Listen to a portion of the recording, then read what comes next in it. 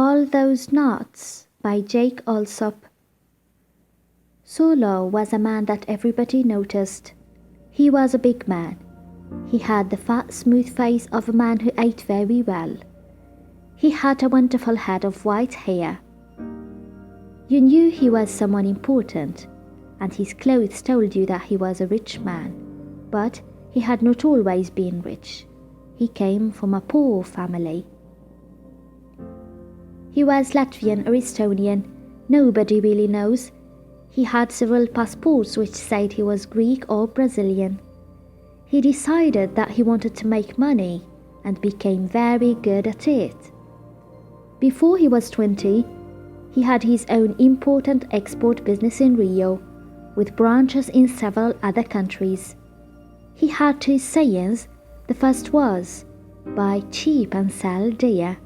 The second was, never look back. Yes, Sulo was rich and dishonest. He often bought stolen goods at a low price and sold them at a high price. He used cash, never signed anything, and never paid taxes. As he left his Zurich hotel in a taxi to go to the airport, he patted the briefcase on his lap. What would people say, he thought, if they knew I had $1 million in this briefcase? $1 million US. He thought of their pretty green color, of their pictures of the US presidents, and he thought of the number. All those noughts, $1 million US. 6 beautiful noughts. Beautiful. He held the briefcase close to his body. Tonight, he thought, this money will be in a safe in Amsterdam. Sulo felt good. Yanny was a man that nobody noticed. He was small and thin. He did not look important. Nobody could ever remember his face. Yanny was Mr. Nobody, always overlooked. He was invisible. He had Swiss identity documents, but he came from another country, Latvia or Estonia perhaps. He came from a poor family.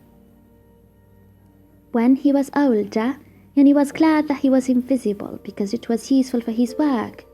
His work? Yanny was a thief, and he was very good at it. Before he was 20, he came to Zurich and got Swiss papers. Nobody knows how. He became a specialist in picking pockets and stealing purses from handbags. He had only one saying, little and often. He used to spend a lot of time at the main railway station looking for customers.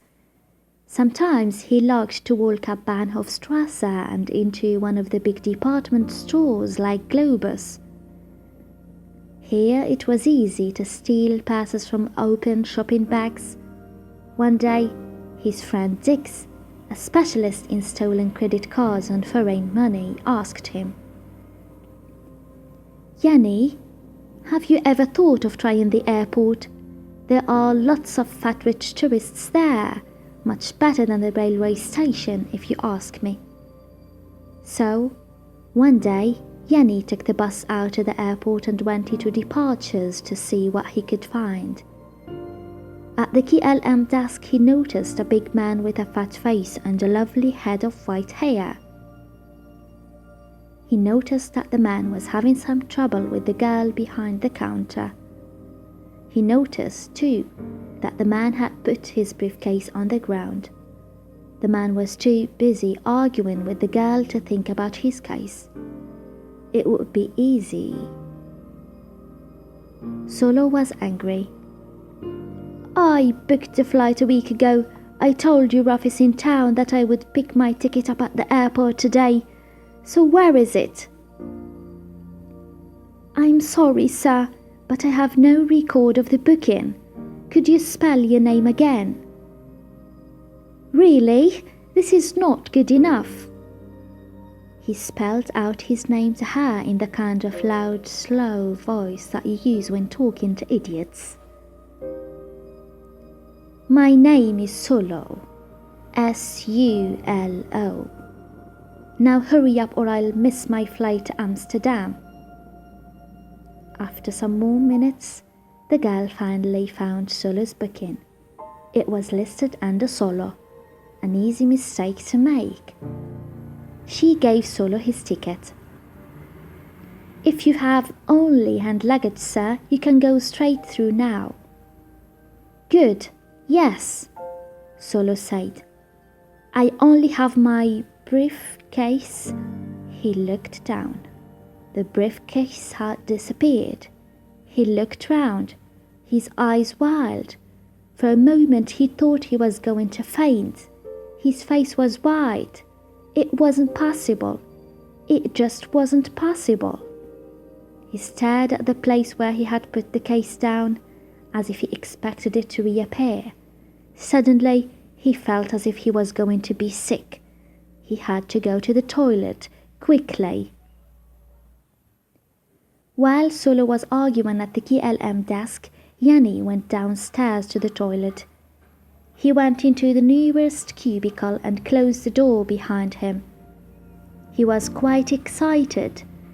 A briefcase could contain all sorts of useful things, a calculator perhaps, or some expensive pens, or some foreign money.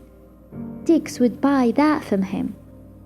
Or there would be some credit cards. Dix would be happy to take them too. Little and often, he said to himself, smiling. Steal a little, steal often. He began to sing softly because Yanny was happy in his bag, and like most people. He sat on the toilet, put the briefcase on his knees, rubbed his hands and opened the case. He cried out when he saw the piles of green banknotes, millions and millions of US dollars. He felt afraid. His face went white and he felt sick. Big money like this was big trouble, and he didn't want any trouble. What shall I do? What shall I do? He wished that Dix was there to help him. Dix would know what to do. Perhaps I should put it down the toilet, he thought. No, that would take a long time. No, just leave it and get out fast. He felt angry now. He hated the big man with the fat face and the white hair. Why couldn't he just carry a few credit cards and a small quantity of cash like normal people? Why didn't he have something that an honest thief could steal? Not millions and millions of dollars like this. This was stupid. Too much money.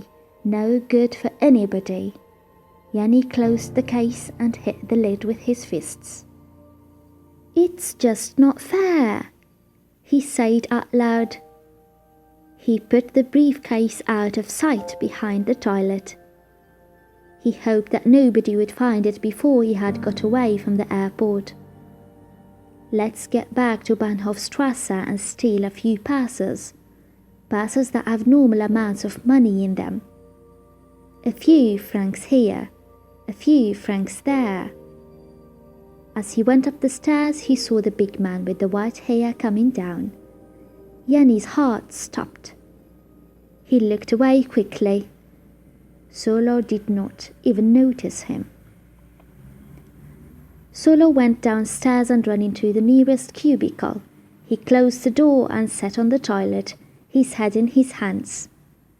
How could I have been so stupid? He asked himself. $1 million. $1 million. And some dirty little thief has stolen it. Well, if I ever catch him, I'll kill him. There are thieves everywhere nowadays. The world isn't safe for decent people anymore. It was good to get angry. It made him feel better, but not much better. He realized that there was nothing he could do about the lost money. He got up and went out of the cubicle. The briefcase was still behind the toilet, but Sulo did not look back. Sulo never looked back.